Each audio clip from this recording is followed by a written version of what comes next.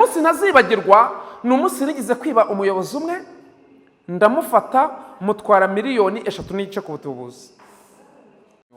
Icyo gihe bateruriye hano inyuma, ipantaro ihita igera mu mavi, karuvati irarereta n'amarinete yitura hasi. Nibaga nambaye ikote, nambaye na karuvati, kandi nkunda no kuba nambaye ikote. N'ubu niyo menya ko ari buyintege, nari kuba nambaye ikote, nambaye na karuvati. Barakwega cyane, bakweze ipantaro itishwanyagurika, bajya kumfunga nambaye agakabutura konyine k'imbere nafunze na karuvati. Ndirahira ni data na mama n'abapana ikote, bati dini ntareba hano. Barakubitana n'izo sogonderi kuri Apegitumba, bati kwiga ntibiba hano. Saa 9 z'amanywa barampakira banzana hano hirya narafunzwe ndenga no gufunga. Uwo munsi nasohotse mfite ibiro 31, nibwo nageze ku Kimisagara kuri Electrogaze, nsanga umuntu arimo aracuranga radio sonoteke, mpita nyimwiba irimo no kuvuga. Uwo munsi navuye muri duko, nafatiwe munsi y'igitanda cy'umugore n'umugabo. Nkagera saa 12 za nimugoroba, nsanga abana barimo barakina umupira, mbatuma biswi kuri butike, basiga badakinze. Basize badakinze, mitaninaga ku rugi rwo hanze, nari ntegereje ko umugabo n'umugore bari buve mu kazi, ngwari bamara gukingura icyumba cyabo bagiye muri dushe, mitaninaga mu gitanda cyabo, nze gucunga niba bamara gusinzira, mpamagara umushoferi n'imodoka twibishaga service. Nene nabasikiye n'urumogi, kanyanga, mayirunge, mugo, ubujura bw'indengakamere, ariko Yesu arandinda, sinajya mu bagore n'abakobwa. 12 za nimugoroba nshaka gutaha. Nshatse gutaha arambwira ati se waraye. Ndamubwira ni se uyu mwana amenye ko naharaye ko yankubita inyundo. Ahita ambwira ngo se w'umwana yazanye ibintu byinshi amutera umugeri. Se numva iryo jambo ry'uko se w'umwana bamuteye umugeri ngo nitahire nanjye ndarara. Umva 19 uri imanzi n'umugore w'imyaka 40 wabyaye ufite ibiro 116. Yari munini ari na muremure. Iyo nashaka kumureba narararamaga. Na hano harimo abagabo babiri nanjye wa gatatu. Mama batamuriza yadihira rimwe. Nkasanga yatetse igikoma akakimporeza, karuvati nkayiregeza, nanjye nkirata karuvati sinyikuremo. Karuvati nkayiregeza, nkakukubitira igikoma n'amayira karuvati. Nkabwira Imana nti ndagushimira ko hajyaga byeri na Heineken hasigaye hajya igikoma. Ndagushimira mwami ko hajyaga urumogi hasigaye hajya ka cyayi na ka mukaru. Abari muri iryo shuri ryitwa Ibigeragezo, ni mukomere muryiga mukiranuka, muryiga mwirinda icyaha n'igisa nacyo, ibahamagara niyo kwizerwa no kubikora izabikora. Kuko ijambo ry'Imana rivuga mu rwandiko rwa mbere Paul yandikiye Abatesalonike igice cya 5 umurongo wa 23, yarabandikira arababwira ngo Imana y'amahoro ibeze rwose, mwebwe ubwanyu umwuka, umubiri n'ubugingo birarindwe. Arababwira ngo bitazabonekwaho n'umugayo ubwo umwami wacu Yesu Kristo azaza. Arababwira ngo ibahamagara niyo kwizerwa no kubikora izabikora. Yesu yigize kunyigisha cyane 2006, anyigisha ishuri ryitwa Inzara. Ndakena cyane, mburaho kuba, kandi icyo gihe anyigisha ishuri ryitwa Inzara narigize gutunga amafaranga, kuko mbere yuko nkizwa nari nzi gutunga amafaranga menshi. Icyo gihe nari mfite imyaka 19, ndangije sogonderi kuri Apegitumba, ko ndumvuka mu karere ka Rulindo, mu murenge twa Kinzuzi, Iremera Baforongo. Ngeze mu mujyi wa Kigali nje gutegereza buruse ngo nige kaminuza, nari naravukiye mu rugo rukijwe ADPR, na n'ubu baracyahari, umuryango wose na ADPR, kereka mushiki wanjye ukurikira imfura y'imyaka 56 niwe w'umukatolike, kuko mama ngira ngo yujuje imyaka 83. Na papa bariho bose nabasaza bakuze, ariko kubera gutindana n'Imana ntago wamenye ko bafite iyo myaka. Ngeze mu mujyi wa Kigali nkubitana n'ikipe y'abajura batangiye kwiba muri 80. Babangishije ubujura, mba ninjiye muri iyo timu mbigisambu. Ndagenda ndaguka mu bujura, ngera ku rwego nanjye nshyiraho ikipe. Icyo gihe mu mezi 6 nari maje kuyobora abajura 73. Harimo umugenzuzi ushinzwe discipline, secrétaire ufite masters n'umubitsi muri lisansi. Dukora inama y'abajura kwagira ngo niyo umuyobozi mukuru, hakavamo n'imyanzuro. Ariko 2003 duhuye na Yesu, adukura mu byaha, aratwiyegereza, aratubabarira. Kuko mu rwandiko rwa kabiri rwanditswe na Petero igice cya 3 umurongo wa 9, Bibiliya iravuga ngo umwami Imana ntitinze isezerano ryayo nk'uko bamwe batekereza ko iritinze, ngo ahubwo twihanganira idashaka ko n'umwe wapfa arimbutse, ngo ahubwo ishaka ko bose bihana. Ni ikimana irindira umunyabyaha. No mu gitabo cy'umuhanuzi Yesaya igice cya mbere umurongo wa 19, Bibiliya iravuga ngo naho ibyaha by'umuntu byatukura tukutuku, ngo arabyeza bigasa nka sheregi, ngo naho byatukura tukutuku, ngo arabyeza bigasa nk'ubwa bw'intama bwera. Ndashimira Yesu ko yambabarira. Abo Yesu yababariye ni mumuramburira amaboko. Ndabizi mwebwe nta byaha mwigize mukora, ubuse mwe mwihannye iki? Mushumba Muvunyi we ahise ahigima amenya hari nawe yaba, ariko ibabarira byinshi nayo ibabarira biki. Se muri iri terano mwe mwagiye mwihana gukora mu nkono no kurya ikijumba batakiguhaye, mwe Yesu yabafashe ritararenga. Nageze ku rwego nyura muri karitsiye nkumva induru ziravuze, nkumva abadamu n'abakobwa baratatse bati arabwenge arabwenge, batabyumva bati imvura yaguye, bagahana sinyenga imvura yaguye kandi zuba ririmo kuva. Ariko mpuye na Yesu 2003 ibyo arabyirengagiza aranyiyegereza. Gusa duhuriye mu nzira sinkubwire ko nari igisambo wapfa kubimenya. Duhuriye mu nzira sinkubwire ko nanywa urumogi wapfa kubimenya. Nge naracomaga icyo bita kubaya, icyo bita gushoreza ijisho. Iyo narumenekaga ngiye amaswingi nahitaga nkubita rampingi, yewe iyi ngendo bahitaga kudatoneka isi. Ariko mpuye na Yesu aranyunamura, umutunzi w'imbabazi. Maze kwakira agakiza ndakena. Kandi banyetorero niba hari ibintu bivunana mu buzima, ni ukubanza ubukire ugaheruka ubukene. Ubushize narabibabwiye, nabonyemo abashyitsi benshi bambonye aribwo bwa mbere.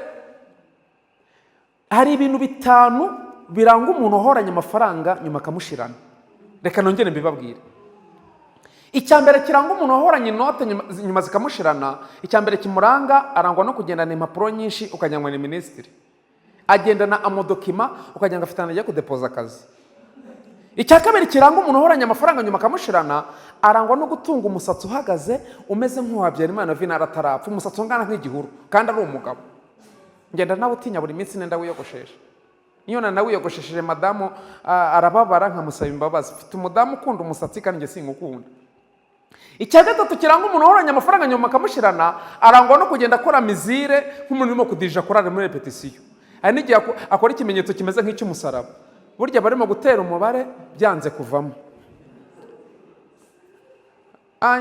Hanyuma icyakane kimuranga, arangwa no kugenda agira ibyo yemera n'ibyo yanga. Hari ibyo agenda yemera n'ibyo agenda yanga. Icyanyuma agenda bari note mu mibare kandi ayabara ahetse n'amaboko.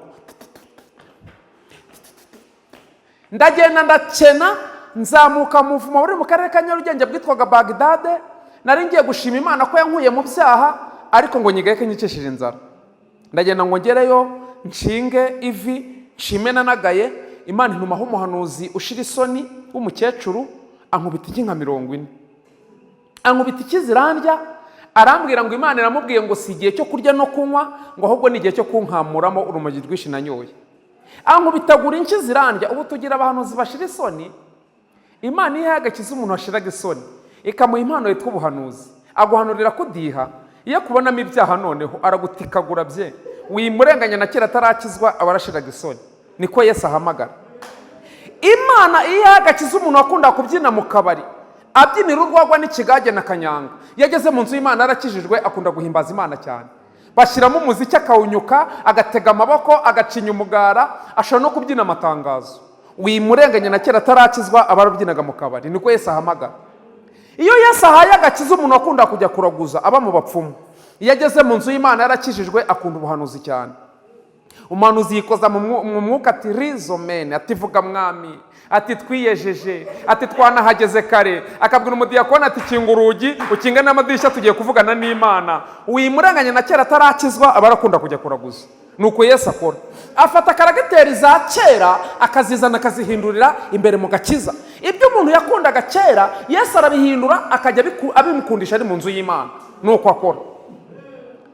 Muri ubwo bapagani umunsi ntazibagirwa, ni umunsi nigize kwiba umuyobozi umwe, ndamufata mutwara 3.5 miliyoni ku butubuzi.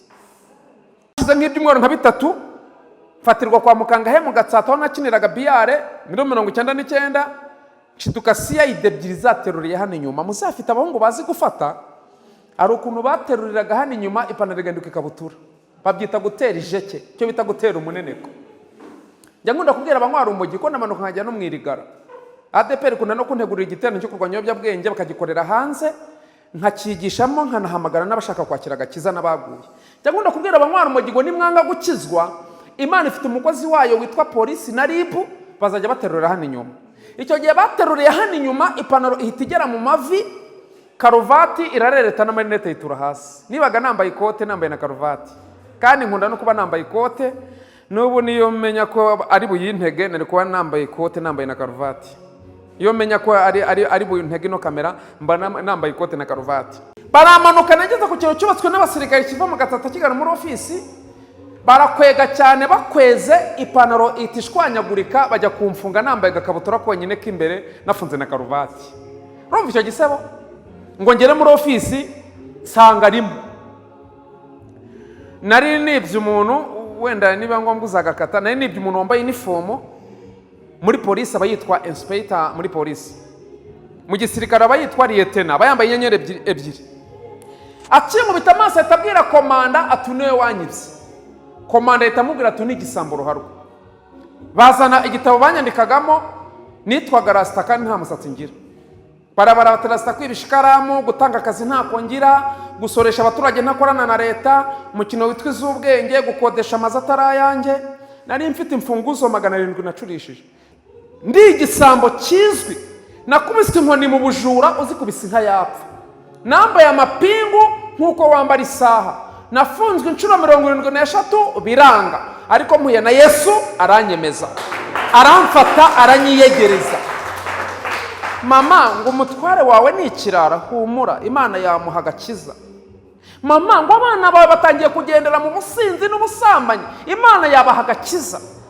Mama ngo famiye yawe irimo apagani rwimbi, Yesu yabaha agakiza kuko afite ubutware, afite n'ubushobozi.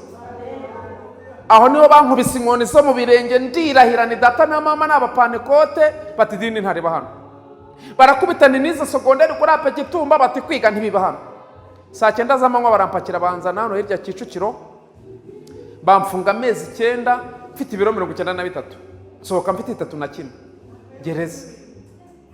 Narafunzwe ndenga no gufunga. Uwo munsi nasohotse mfite ibiro 31 nibwo nageze ku Kimisagara kuri Electrogaze, nsanga umuntu arimo aracuranga radio sonoteke, mpita nyimwiba irimo no kuvuga. Uwo munsi navuye muri gereza. Ntabwo amapingu yacu umujura mu bujura, gukubita inda ya 3 mu cyumweru ntabwo byeca ku muhanda hitegera. Kereka Yesu wenyine niwe chef d'état major mukuru w'iki cyaka cy'ibyaha, umuntu agahinduka cyaremwe gishya. Yesu niwe wemeza abanyabyaha, akemeza umusinzi wishwe n'inzoga, akica icyaka cy'inzoga, akajya mwemeza igikoma. Umugabo nkanjye agahoza igikoma sasaho z'amanywa nambaye na karuvati. Uwo mugabo witwa Yesu niwe ushyira ibintu kuri gahunda. Arigiye mba nabwirije mu mujyi wa Kigali, nkabwira madamu nti ndaza gutaha kare dusangire, nkasanga yatetse igikoma akakimporeza, karuvati nkayiregeza, nanjye nkirata karuvati sinyikuremo. Karuvati nkayiregeza, nkakukubitira igikoma nambaye karuvati. Nkabwira Imana ndagushimira ko hajyaga byeri na Henikeni hasigaye hajya igikoma. Ndagushimira mwami ko hajyaga urumogi hasigaye hajya ka cyayi na ka mukaru. Yesu yakoze by'imbaraga, ni mu mukomera amashyi n'umwami. Ntamwe no gukora mu nkono mwihannye, ariko icyo nkundira Yesu ntago ajya akoresha umuntu udafite ubuhamya. Iyo udafite ubw'ibyaha agushakira ubw'ibigeragezo. Yesu ntashaka gukoresha udafite ubuhamya. Iyo udafite ubw'ibyaha agushakira ubw'ibigeragezo. Ubu ubajije nka mushumba Muvunyi cyangwa umupastori bari kumwe cyangwa mwari mukamuzi uti kugira ngo mugere kuri iyi titire nta bigeragezo mwanyuzemo, yakora ati byihoreye mwana wa. Kandi n'ubu muracyageragezwa kuko n'ubundi n'umwana w'umukire ahora yiga. Natwe Yesu ni umukire, uva mu ishuri rimwe akagushyira mu rindi. Kandi iyo ushatse gukwepa ikigo, ukwepa ikigo ariko segisiyo aho ugiye urayiga. Hari igihe umuntu wamuvuga ngo kandi ngo bamvuze ngo ubunagwa ngo mvuye mu itorero rimwe ngo ngiye mu rindi, ngo mpunze amagambo se wayahungira. Nta dini na rimwe ritabamo injajwa, nta korari nimwe itabamo injajwa, nta gipangu na kimwe wakodeshamo kitabamo amagambo se wayahungira. Shobora no kuva hano kazi iwacu muri ADPR ngo uhunze umuntu uvuga ko udatanga, wahagera ukahasanga ukwita umurozi.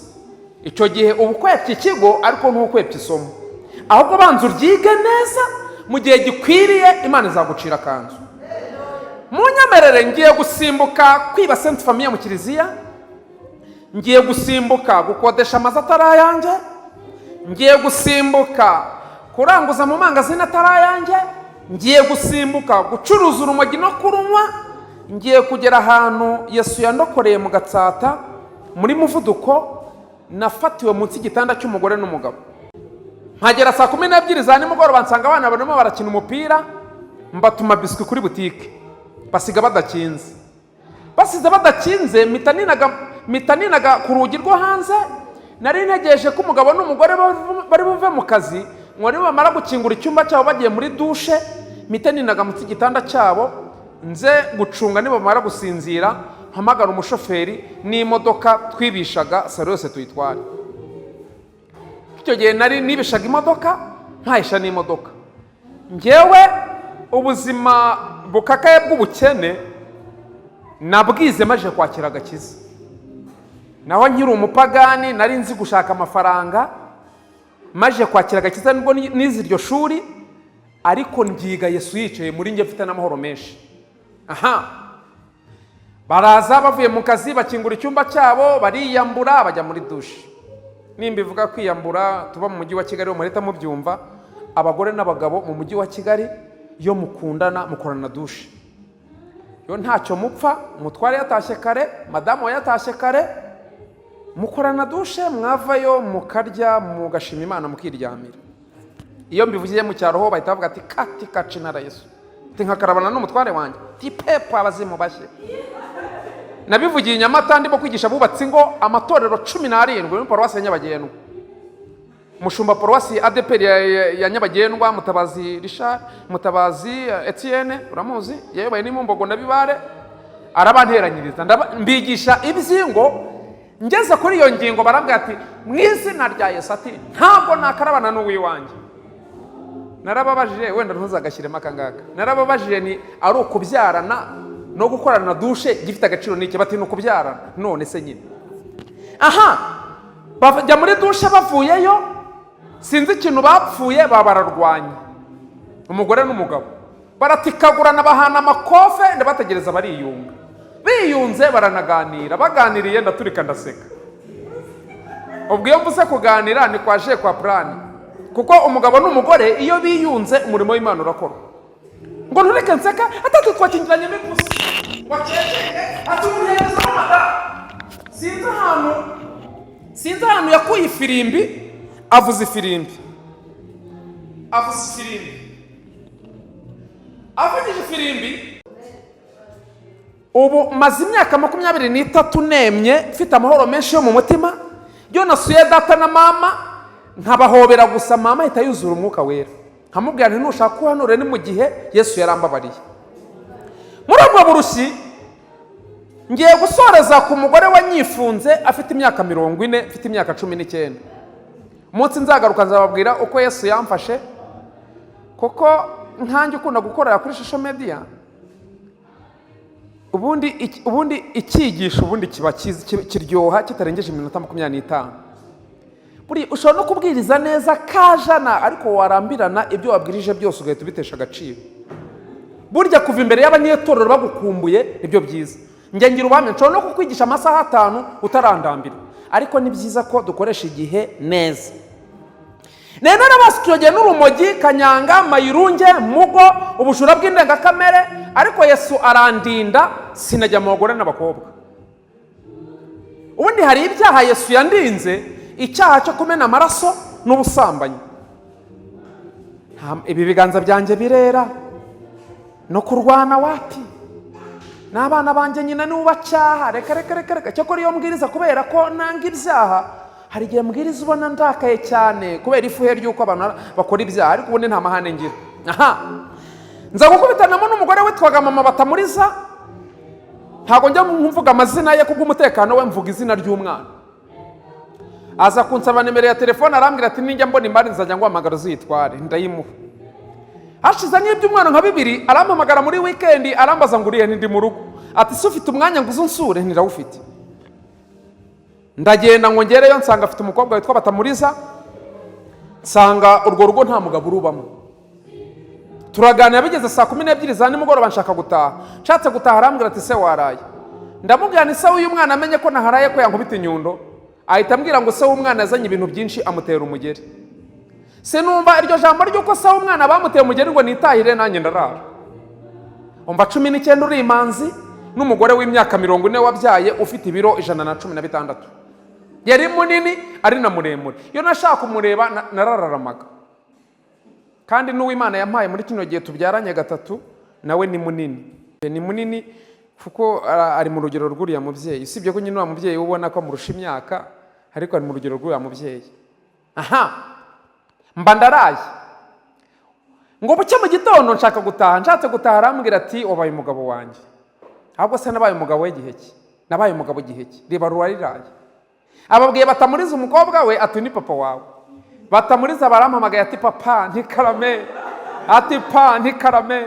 Mama Batamuriza ati papa bata ntikarame, ati papa w'umwana wanjye ntikarame.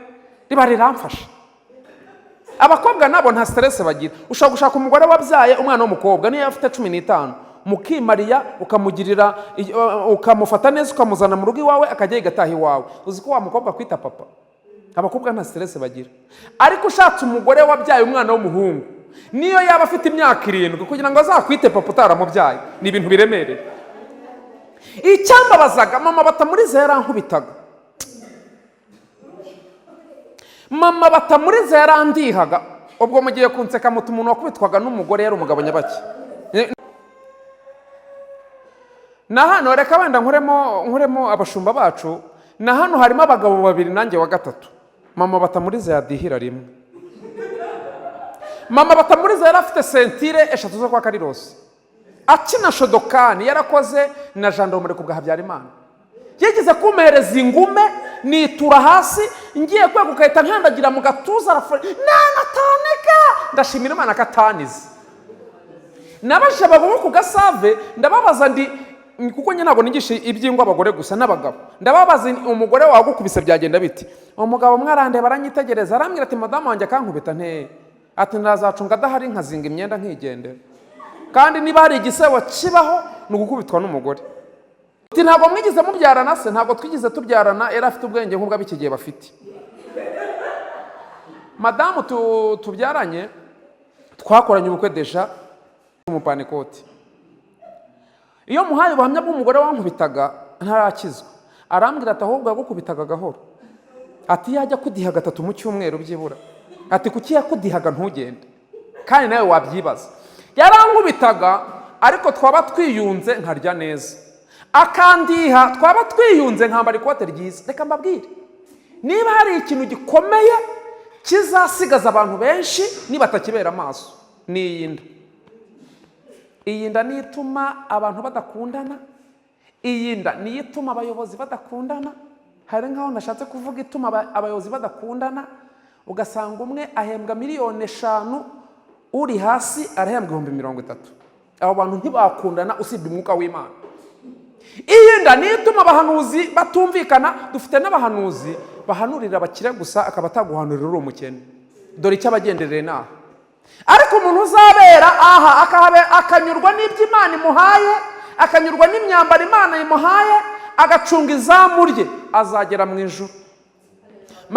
Maje gukizwa ndamureka, yari yanyifunze ndi umugabo wa 4, nyuma njyamarira kwifunga abandi 8.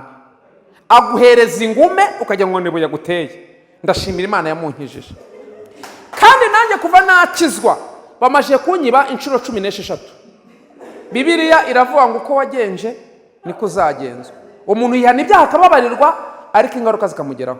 Mwirinde icyaha n'igisa nacyo, nanjye nirinde icyaha n'igisa nacyo, tubere maso ubugingo bwacu kuko Imana ikunda umukiranutsi. Imana ibampera umugisha.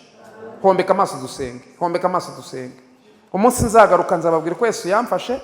Umunsi nzagaruka nashaka umunsi nzagaruka nzababwira inama nakoresheje ya burugumesitiri nkiba amasegiteri 3 miliyoni enye n'igice babeshya ko nzabakoreshereza umuhanda, na n'ubu sindawukoresha. Munsi nabasabye imbabazi 2008. Munsi nagarutse nzabaha ubuhamya, nimushaka muzanambwira umunsi nagarutse mbabwira uko ubutubuzi bwakorwaga. Nta burozi bwabagamo, nta n'imiti yo mu bapfumu, n'ubumenyi bwo mu mutwe n'abadayimoni benshi. Nigize kumara imyaka 3 ntatanga ubuhamya, ntaraguye, ndi umwigisha w'ijambo ry'Imana. Umushumba umwe witwa Rurangirwa Emmanuel yahoze ayobora ururembo rwa Kigali, arambwira ati wowe ushobora kuzagwa ntigutese, ati kuki utagitanga ubuhamya? Ndamubwira ntari igihe nshobora kubutanga umuntu utarakomera mu gakiza akajya kubigerageza akajya kwiba abaturage. Arambwira ati jya ubutanga, uzibeshya bazamuvuna amaboko. Hanyuma rero ngiyo ntanga ubuhamya nsobanura nuko nakoraga ubwo bujura, mpita nshyiramo akantu nkakubwira ngo niwibeshye ukajya kubigerageza bazakuvuna amaboko. Igituma dutanga ubuhamya ntago ari ukwimena inda. Igituma dutanga ubuhamya ni ukugira ngo twerekane imbaraga z'Imana. Icya kabiri ni ukugira ngo tumene amabanga ya Satani, kugira ngo atazagira undi muntu wibwa. Icya gatatu ni ukugira ngo dumurize abafite ababo batarakizwa ngo nimukomere, iyafashe Ruharwa Regisi iracyakomeje akazi. Ubu noneho muri ino minsi hariho ubundi buryo bw'abajura badutse.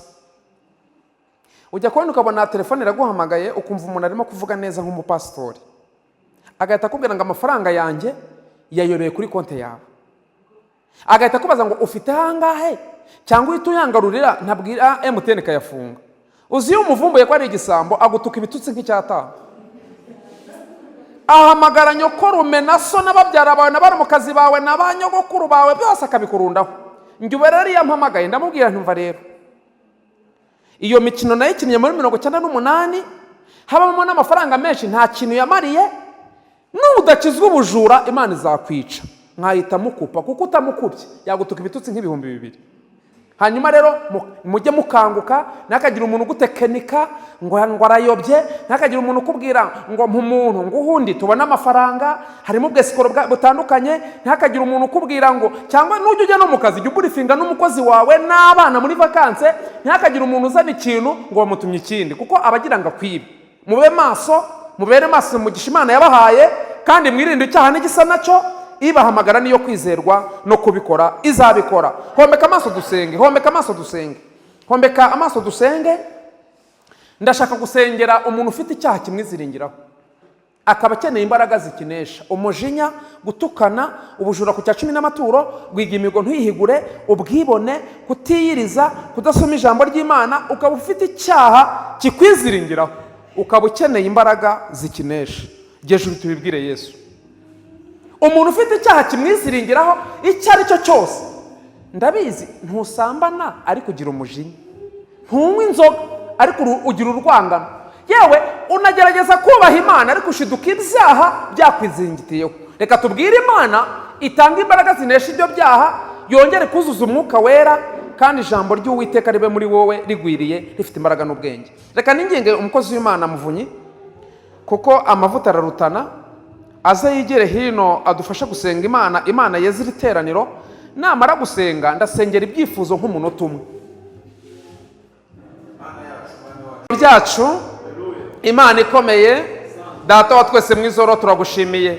Tugushimiye ko imbabazi zawe nyinshi wazinyije muri Kristo Yesu kugira ngo tubone ubugingo. Warakoze kumuduha, izina ryawe nirihabwe icyubahiro. Kandi tugushimiye ko arorari ku bwoko bwawe bakaza kumva ijambo ryawe, nubihimbarizwe. None bahagaze imbere yawe, bumvishije ubuhamya bw'aho wantoraguye ndi ikirara, bagize icyifuzo cyiza cy'uko twasengera ababo batarakizwa. Turasenze cyane kugira ngo ugendagende muri iyi miryango utangemo agakiza, abaguye ubabyutse, abatarakumenya bakumenye, abanyantege nke bongerera imbaraga, wiheshe icyubahiro gukura umwami w'amahoro. Kuko icyatumye werekanwa kwari ukugira ngo intama zibone ubugingo ndetse ngo zibone bwinshi. Turagushimiye kandi dusengeye ibyifuzo byose kugira ngo bisubizwe nawe. Bambaye ubusa ubambike, abashonje ubagaburire, bafite imanza uziburane, abashomeri ubaha akazi. Zamura abantu mu ntera, ihesha icyubahiro kuko uri umutunzi w'imbabazi. Urakoze, turagushimiye. Dufashe mpiri imbaraga zirwanya abera, ibitavuga Imana byose turabinetararije, dufunze amarembo yose y'ikuzimu, twatuye amahoro yuzuye mu bana bawe. twatuye ubudahangarwa bwuzuye mu bana bawe, ibyifuzo bafite byose nibisubizwe nawe, abarwayi bakize, abari muri iri teraniro, abari mu ngo zabo, abari mu bitaro kwa muganga, turasenze cyane kugira ngo ukize abarwayi kuko uri umutunzi w'imbabazi. Shingira abasore n'inkumi, shingira abafiyemeri, ubaka ingo zikomere, abagore n'abagabo duhe gukundana, duhe gusenyera umugozi umwe. Rinda abana bacu, rinda imfubyi n'abapfakazi, rinda itorero, rinda igihugu kuko uri umutunzi w'imbabazi. Urakoze, turagushimiye. Dusengeye uyu murimo wawe, komeza uwagure nk'uko wagura imbago ya Besi, bavane mu bwiza ubashyire mu bundi, babambira amahema kuko uri umutunzi w'imbabazi. Kandi umurimo wawe uwubereye maso, warirahiriye uravuga itorero ryawe ryubatswe ku rutare, ngo naho amarembo y'ikuzimu yazikuka nta kintu yaritwara, kuko urwo rutare ryubatsweho ni Yesu. Turasenze cyane ngo uyu murimo wawe uwagure cyane mu izina rya Yesu. Tugusabye sapoti mu buryo bwose kuko uri umutunzi w'imbabazi, kandi ibyifuzo bafite byose bibyo gusubizwa nawe. Urakoze, turagushimiye. Kandi abarimo kugeragezwa ubambika imbaraga zo guca muri ibyo bigeragezo bakiranuka, abari mu ishuri ry'ubukene, iry'uburwayi, iryo kwangwa n'imiryango, iry'ubushomeri, reka bige neza, uzabarinde gusibira, uzabagotesha ubuntu n'amahoro mu gihe gikwiriye, uzabagarukeho ubafitiye impuhwe n'imbabazi nyinshi. Urakoze, turagushimiye. Kandi umugisha abashumba bacu, umugisha abakristo, umugisha abayobozi, umugisha mwarimu, umugisha umuntu wese wabonetse imbere yawe. Urakoze, turagushimiye. Aya mashina yawe, bakumpera amashyi, bakumpere n'impundu kuko uri umutunzi w'imbabazi kandi ukaba ukiza ukanabigaragaza. Turagushimiye. Amahoro yawe n'umugisha utanga nibikomeze kuba mu mitima yacu, mu izina ry'umucunguzi wacu Yesu Kristo, amen. Yesu abahe umugisha mwinshi.